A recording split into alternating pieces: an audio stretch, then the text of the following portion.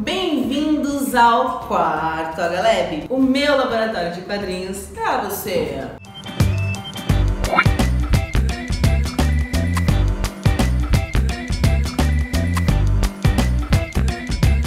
Nossa, a gente fala, hein? A gente fala bastante, eu falo, né? E espero que vocês estejam acompanhando tudo aí desse ladinho. Roda a vinheta.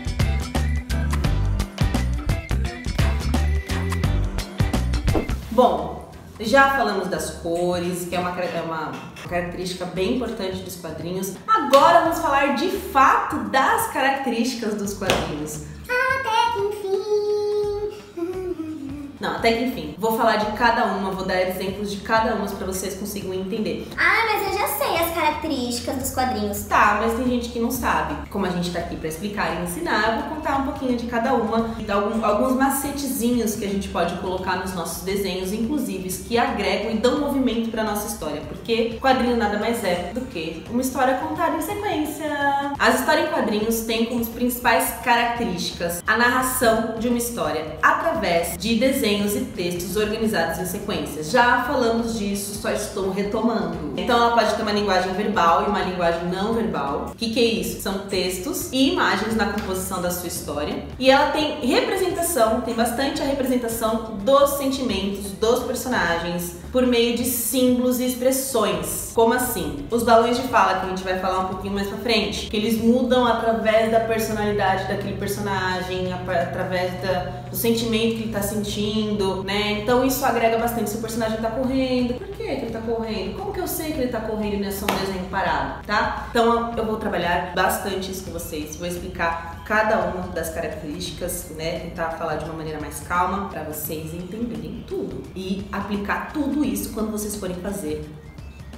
Quando vocês forem fazer o quadrinho de vocês. Lembra, quadrinhos tem que ter movimento. Não é porque é um desenho estático, né? Um desenho ali no papel, que ele não tem movimento. Porque a gente consegue entender, mesmo sem saber o nome, todas as características que tem no quadrinho, né? A gente consegue saber o que aquele personagem quer passar. E para isso existem os macetes. Para isso existem algumas coisinhas. Mas eu vou explicar para vocês e se liga, não perde o foco. Então, ó, nesse exemplo aqui, vocês podem observar que tem diversos formatos, porque o que importa é a moldura que envolve a imagem que está sendo retratada.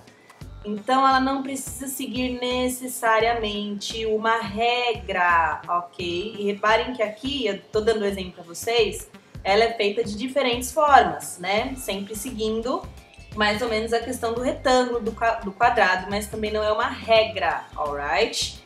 Então, ó, esse aqui é um pouquinho mais esticadinho, esse aqui é o menor.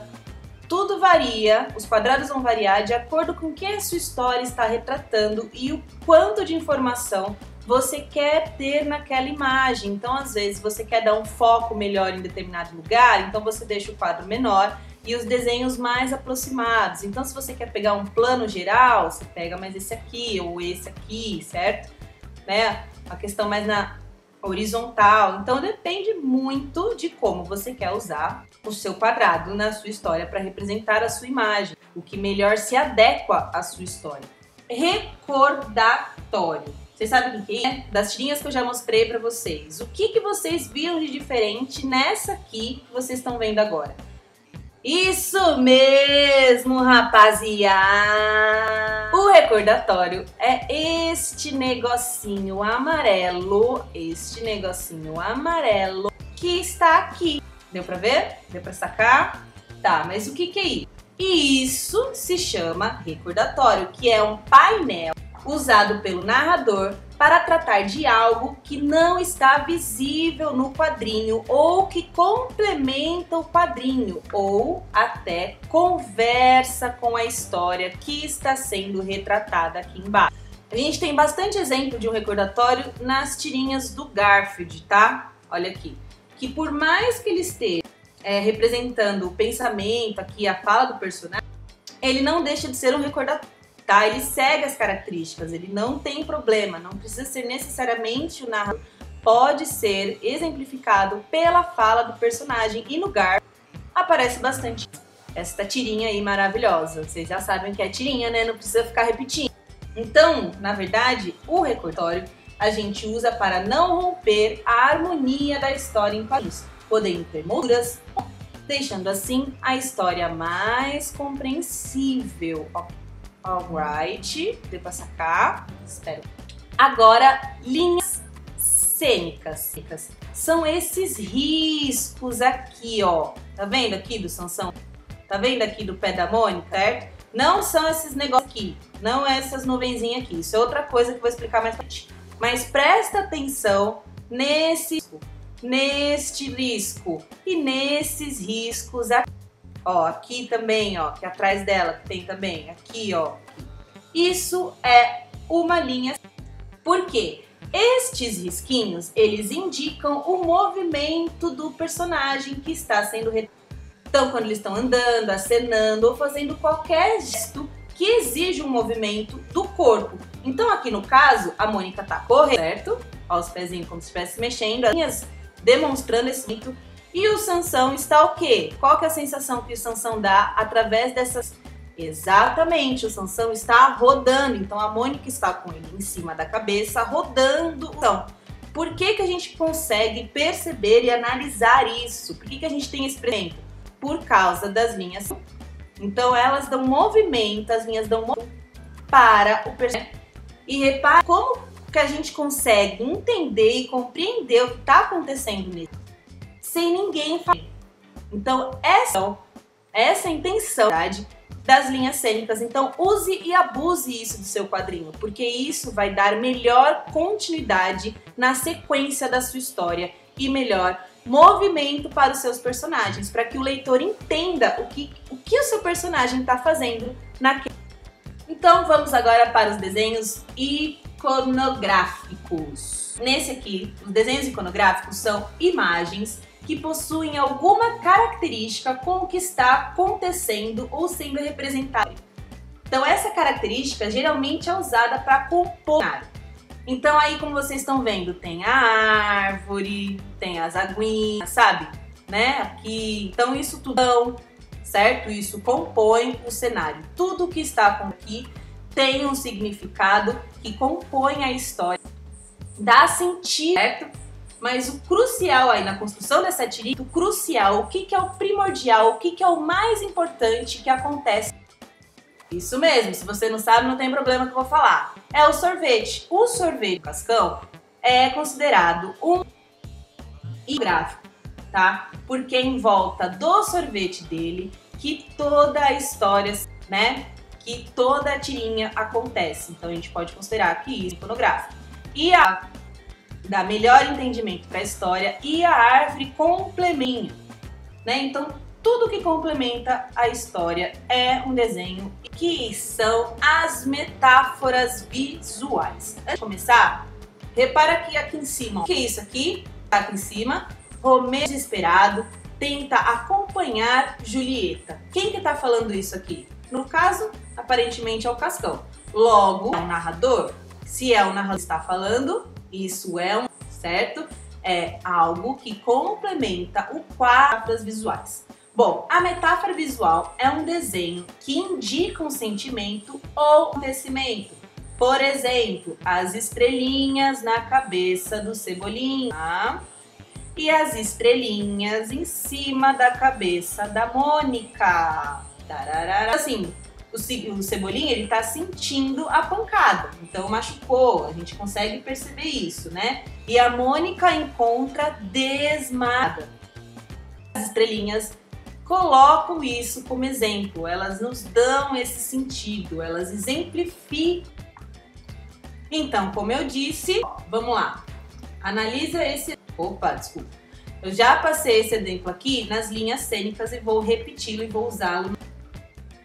Então, nessa imagem, como a gente já viu, as linhas desenhadas são as linhas cênicas. 5 são linhas cênicas, certo? Ó, então o movimento do Sansão que ele vai daqui até aqui, ele bate, a imitação de pancada. Ou então a Mônica que ficou tonta, repara aqui, tá desmaiada, isso roda, certo? Linhas cênicas.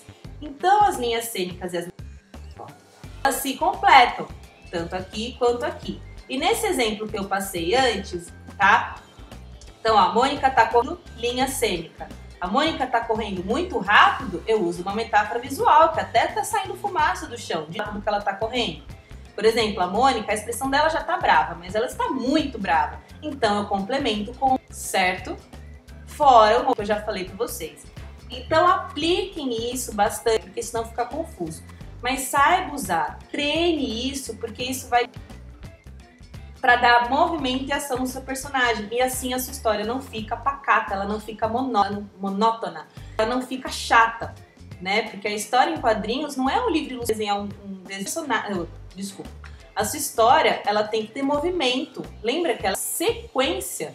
E se não tiver sequência, ela, tá? Existe linha cênica em tudo. Então, nós vamos falar agora das famosas, incríveis onomatopeias, que eu particularmente adoro. A onomatopeia é uma figura de linguagem que reproduz fonemas.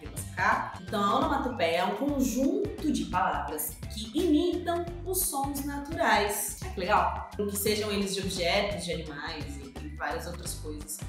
Lembra que eu falei do movimento do quadrinho? Isso agrega muito, as onomatopeias agregam demais, porque faz a gente entender o som que está sendo feito. E assim, o mais legal ainda da onomatopeia é que mesmo a gente não conhecendo todas as onomatopeias que existem na vida fora do mundo dos quadrinhos, quando a gente vê, a gente consegue entender qual que é aquele som que está sendo feito, reproduzido. A gente consegue passar na nossa cabeça qual que é aquele som, né? E esse recurso, né, então no caso a onomatopeia, ela aumenta a expressividade do discurso do personagem. Por isso que ela é muito utilizada nas histórias em quadrinhos. Então o personagem, com todas as características dele que dá movimento, e além de tudo você coloca som, por isso que quadrinhos é fantástico. Por isso que eu adoro, porque tudo que engloba um quadrinho faz com que a gente entre naquela história, entre naquele personagem, entre naquele momento. Então, a mesma coisa que da gente falar de um filme. Nossa, eu tenho meus filmes favoritos, eu gosto desse, eu gosto daquele por causa disso, por causa daquilo, porque eu me encanta da história. Independente dos motivos. Praticamente uma HQ, ela consegue reproduzir um filme, né, um curta-metragem, alguma coisa que a gente consegue visualizar, algo dinâmico, em algo estático, que é o papel, que é o desenho, né, que é algo parado. E facilmente você consegue pegar uma história em quadrinhos e colocar num filme. As cenas e situações ajudam com isso, assim como as cenas e situações de um filme, se você analisar certinho, escrever, lógico, muito trabalho, mas você consegue transformar isso em HQ. E você tem recursos da história em quadrinhos que ajudam nisso. Então, se liga, eu vou te mostrar as onomatopeias mais conhecidas e mais utilizadas junto com o som e como que elas são escritas. Não sai daí!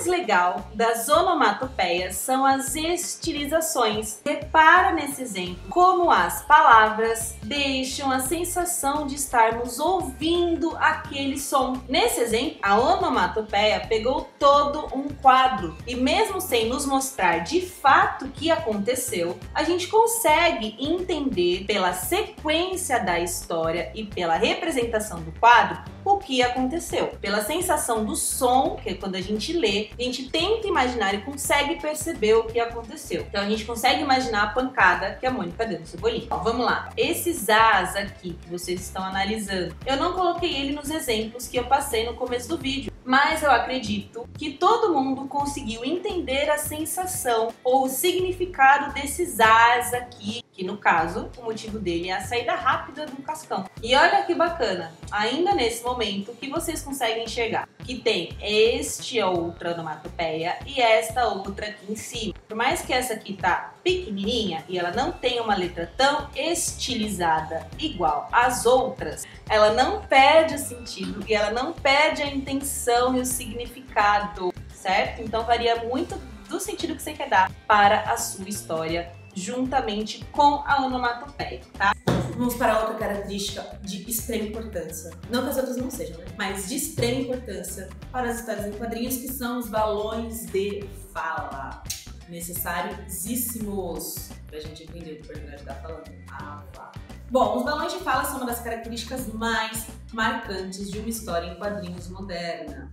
O balão é o espaço que se utiliza para colocar as falas, né, dos personagens. Ele é um recurso gráfico representado por um signo de contorno, ou seja, uma linha que envolve uma determinada situação.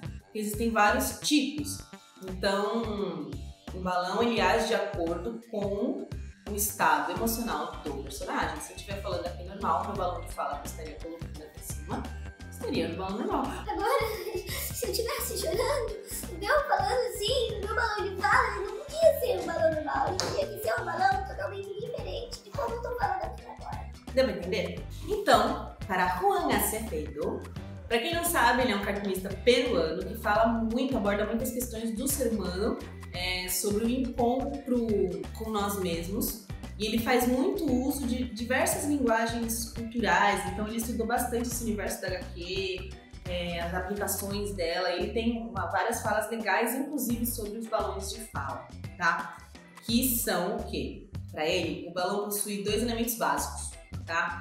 É o continente, que no caso seria o corpo e o rabicho. Meu Deus, o que é isso? Não, é só o contorno mesmo do balão, então que sai da minha boca aqui, mais o balão de fala, certo? Isso seria o corpo e o rabicho, que eles falam, ele trata como a palavra continente, e o conteúdo, que é o que tá escrito dentro do balão, escrito ou desenhado, tá? Que tem diversas formas.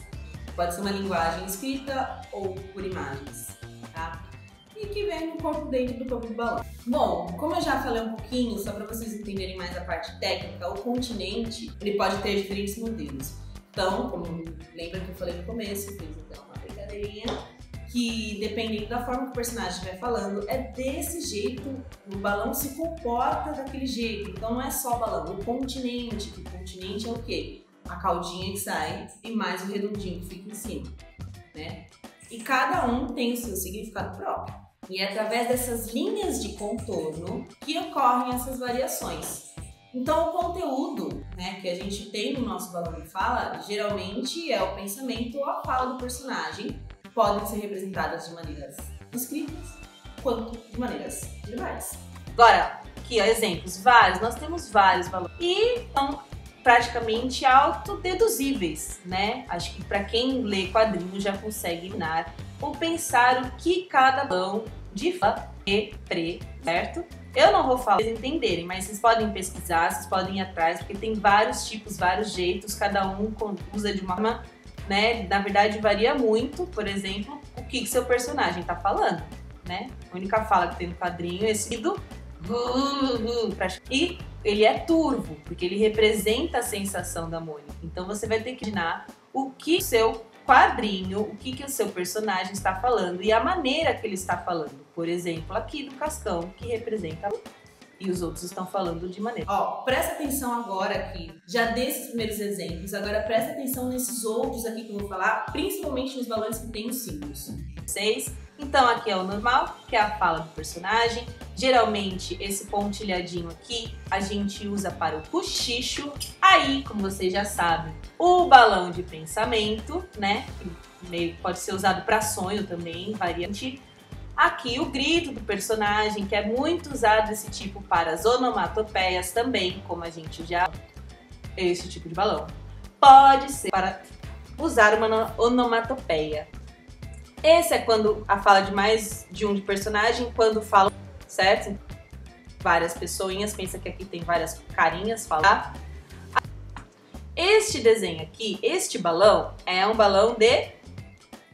E por que este aqui, então pode ser considerado isso aqui um balão de fala normal ou uma balão de fala, assim, mas por que esses balões estão assim, diferente? Eles não têm nada escrito propriamente e apenas de... Bom, tem muitos quadrinhos que a gente, né, até para as crianças que não sabem escrever ou para quem sabe escrever, né, tem preguiça, mas é muito comum quadrinhos que utilizam desenhos dentro da fala do personagem e a gente consegue entender. Então, por exemplo, aqui que o personagem ideia, né, que o personagem não consegue se expressar, então ele fica sem palavras. Aqui que o personagem está cantando ou assobiando, depende como vai estar também a expressão, né? Quando ele está admirado, tipo aquela coisa tipo, ah, nossa! Ou questão de...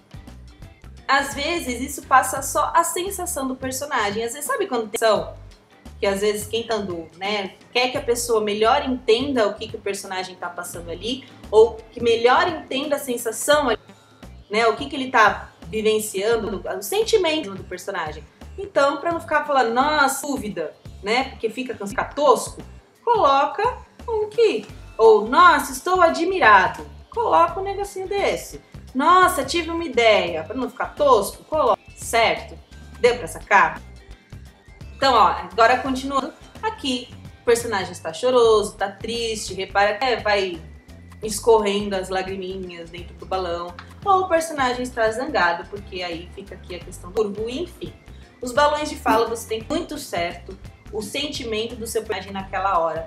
Caso você não queira utilizar um balão, dá uma caçada, vê qual balão de fala melhor exemplifica, melhor condiz com o sentimento do seu personagem. Não sai colocando qualquer um, porque o leitor vai receber isso. Momento, você sabia? Comigo. Bom, existe uma característica muito usada nas histórias em quadrinhos, mas que ninguém conhece direito, geralmente ninguém fala muito dela. E seu nome é efeito Murray. Efeito Murray. Eita, que nome é esse? Que nome esquisito? O que é isso? Pra onde vai? Como que eu faço? Calma, não surta. É só um código visual que dá efeito visual de movimento rápido e instantâneo. Então, quando a gente balança a cabeça assim, ó, o quadrinho ele consegue retratar isso no quadrinho mesmo e a gente consegue entender mesmo sem ninguém falar que aquilo era um efeito Murray. Quer ver? Se liga no exemplo. Não é isso interessante, né? Repara, de todas as informações que eu já dei, as características, nesse início, no próximo vídeo eu vou trabalhar outras características, tá? Não é só essas daqui que eu mostrei, existem mais. Mas vão pegando o jeitinho, né? Vai fazendo uma tirinha na sua casa, aplicando essas características, mesmo que seja só um quadro, né? Eu expliquei pra vocês o que é quadro. Faz um desenho aí, coloca essas características, fica aí meio de lição pra vocês, né? Pra vocês irem pegando o jeito. Então você vai desenhar um personagem correndo, coloca as linhas cênicas, coloca as metáforas visuais, aplica as cores que a gente já falou, tenta ver como um personagem correndo, que tipo de cor ele é. Não precisa fazer uma história inteira, não precisa você já sair pensando em tudo. Não, vamos por partes. Então, nesse primeiro momento, o desafio que eu quero que você tenha aí na sua casa, ou onde você estiver assistindo, tanto faz, pega uma folha sulfite, finge que a folha sulfite inteira é um quadrado, faz um desenho bem grande e bonito e aplica essas características que a gente fez e conversou hoje, pra ver como que tá. Se você entendeu real o que eu tô explicando, pra quando você sentar o bumbum na mesa e for fazer mesmo a sua HQ, isso já está mais automático, não é algo que você precisa pensar muito pra fazer. Algo mecânico pra você, que você faz sem pensar. Então, Então treina, estuda bastante. Não é estudar para falar, você vai pegar um livro e ficar lá lendo as características. Não, estuda na prática, né? Principalmente uma história em quadrinhos. Não vai ser na sua primeira HQ que você vai sair o maravilhoso, o cara, ou a mina, nossa, ó. Não vai ser. Infelizmente, você precisa de treino na sua primeira HQ ser maravilhosa. Ou na sua segunda, na terceira. Você precisa estar em constante treinamento e treinar essas características, né? Não é simplesmente... Tá bom, já sei como funciona. Não. Coloca em prática que isso vai te ajudar bastante. Ramir, vocês sabem quem é o Ramir? Não? Imaginei que não. O Ramir, ele foi um personagem especial, que ele andava de muletas, e ele só apareceu uma única vez na edição da Turma da Mônica número 27, né? Uma das primeiras ainda. E ele foi um personagem secundário, conhecido por ser o primeiro deficiente físico da turminha. Hoje, quando a gente vê, tem muitos outros, mas ele foi o primeiro e abriu um leque muito grande, ele foi muito bem recebido na época, né? E a Mônica é legal da Turma da Mônica em si, que ela trabalha bastante as questões de socialização, questões de coletivo, de se agregar, né, de sem preconceitos, de todo mundo se valorizar, se favorecer e se ajudar. E esse personagem, ele era inteligente, o Ramir, super simpático, e apesar dos obstáculos do seu cotidiano, o Ramir, ele era bastante habilidoso, e o desejo dele, né, nessa historinha aí que fala, é que houvesse uma melhor inclusão social para os deficientes, já que todos são iguais, independente das dificuldades. Então ele foi um marco justamente nisso. Ele abriu portas para que essa discussão hoje em dia seja feita, que existam, né, mais personagens. Então o Ramir, ele apareceu uma única vez, né, e acabou se tornando, infelizmente, hoje em dia, um personagem esquecido. Mas, no entanto, a ideia que ele trouxe na época, quando o Maurício de Souza o fez, deu abertura de introduzir personagens da Turma da Mônica com deficiências até hoje. O Humberto, que ele não fala, o Luca, que é cadeirante, a Dorinha, que é cega, e outros personagens especiais que vão aparecendo.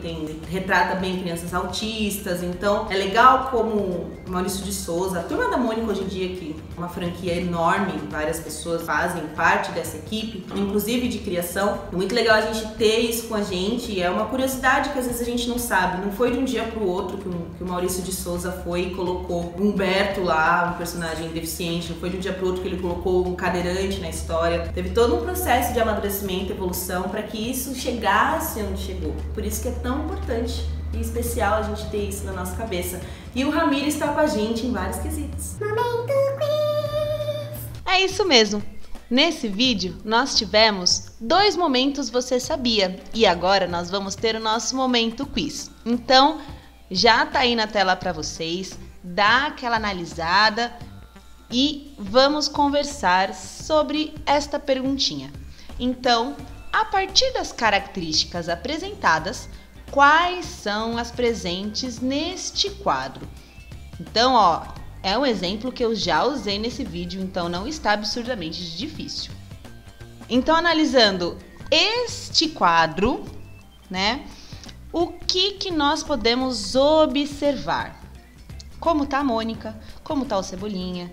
O que o Cascão ali em cima tá fazendo ali? Então, vou deixar um tempinho para vocês analisarem.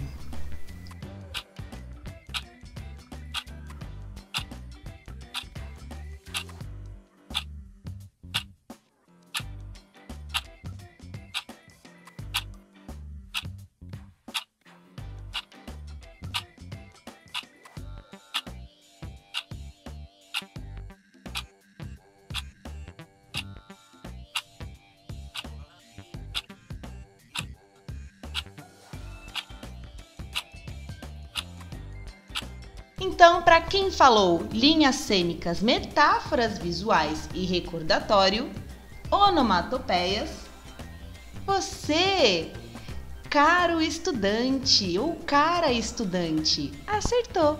Beijos!